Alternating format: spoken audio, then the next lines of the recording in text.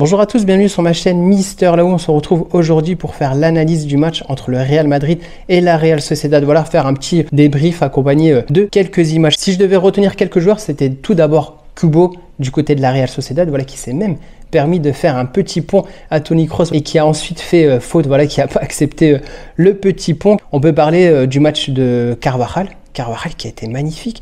Voilà, il y a même un moment, il récupère le ballon, il dribble 2-3 joueurs, il arrive sur la surface de réparation, il fait une passe en retrait à Joselu, voilà, Joselu qui la récupère, on va dire, difficilement, qui tape sur la barre transversale. Elle est ensuite revenue du côté de Carvajal, voilà, qui aurait pu, je pense, mieux faire.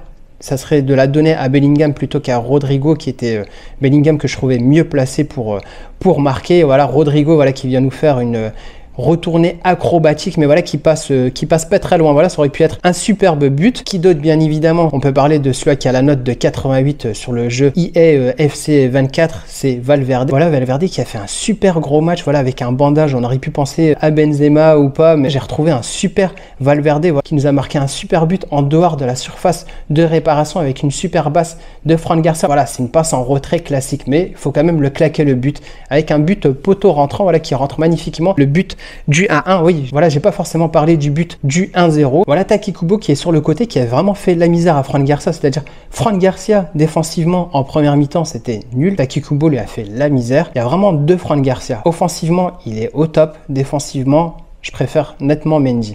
Donc on a Taki Kubo, voilà, qui vient fixer Fran Garcia. Toni Kroos qui vient quand même l'aider, on va dire, à défendre sur Taki Kubo. Ça l'a pas empêché de trouver au centre Barrenechea. Et Barrenechea, voilà, qui vient armer une frappe, mais c'était assez difficile quand même à la reprendre. Voilà, il la prend quand même superbement bien. Kepa qui vient l'arrêter une première fois. Et malheureusement, sur le deuxième arrêt, il peut vraiment rien faire. Voilà, Barrenechea était vraiment bien placé pour marquer. Mais franchement, si je devais pointer deux fautifs sur cette action, ça aurait été tout d'abord Fran Garcia, voilà, je trouve qu'il laisse quand même pas mal d'espace à Taki Kubo, et Tchouaméni, voilà, qui laisse Barrenechea vraiment libre de tout marquage et qui a plus qu'à marquer face à Kepa. Ensuite, qui d'autre? On peut parler forcément de Joselu, voilà, qui était le buteur du 2-1, qui vient délivrer le Real à l'heure de jeu. Et là, on retrouve qui? Comme je vous disais, Fran Garcia offensivement, voilà, qui a fait un super bon match en seconde mi-temps, mais offensivement seulement.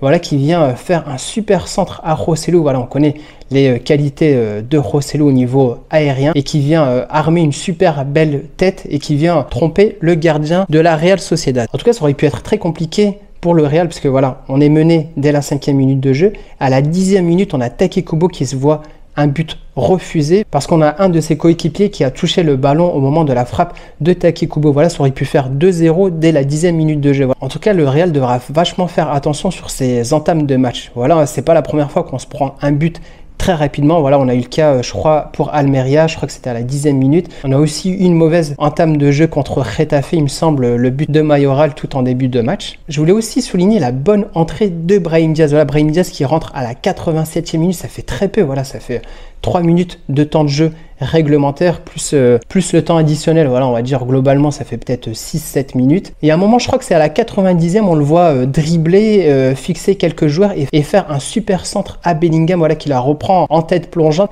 Et voilà, le gardien qui vient vraiment faire un super bel arrêt. Ça aurait pu faire quand même un autre but pour Bellingham, voilà, lui qui a déjà marqué sur les 4 premières rencontres. Voilà, on aurait pu encore avoir un but de Bellingham sur 5 rencontres consécutives en Ligue 1. Donc voilà, Fran Garcia forcément qui est élu MVP du match grâce à ces 2 passes décisives. Mais franchement, si on avait retenu que la première mi-temps, voilà, il était parmi les flops du Real Madrid. Qu'est-ce qu'on peut dire pour ce match? Il faudra faire très attention à l'entame de match. On se prend toujours au moins un but au premier quart d'heure de jeu. Tchouaméni, je l'ai trouvé quand même assez moyen, voilà, sur le premier but. Il aurait dû au moins suivre le mouvement de l'attaquant pour empêcher ce but. Fran Garcia, on peut espérer de lui que ces 2 passes décisives et le fait d'être élu MVP vont lui amener un peu plus de confiance dans le match. Mais voilà, il faudra rester assez concentré, surtout au niveau défensif, parce que voilà, là c'était Taki Kubo. En Ligue des Champions, ça risque d'être un peu plus compliqué face à un niveau de jeu plus élevé. Joselu qui marque, ça va lui amener encore de la confiance. En tout cas, ça c'est super bon. Et globalement, voilà, l'équipe du Real qui a fait un bon match. Kepa, je l'ai trouvé quand même assez sérieux. Voilà, sur le premier, voilà, il fait quand même un arrêt puis un second arrêt. Voilà, c'était quand même pas évident à arrêter. Donc en tout cas, numériquement, ça fait 5 matchs, 5 victoires, donc 15 points au compteur. donc le Real qui est en tête de la Liga. Voilà, en tout cas, c'est tout pour aujourd'hui et on se retrouve prochainement voilà, pour parler du prochain match de la Ligue des Champions, le Real Madrid contre l'Union Berlin. Bye bye.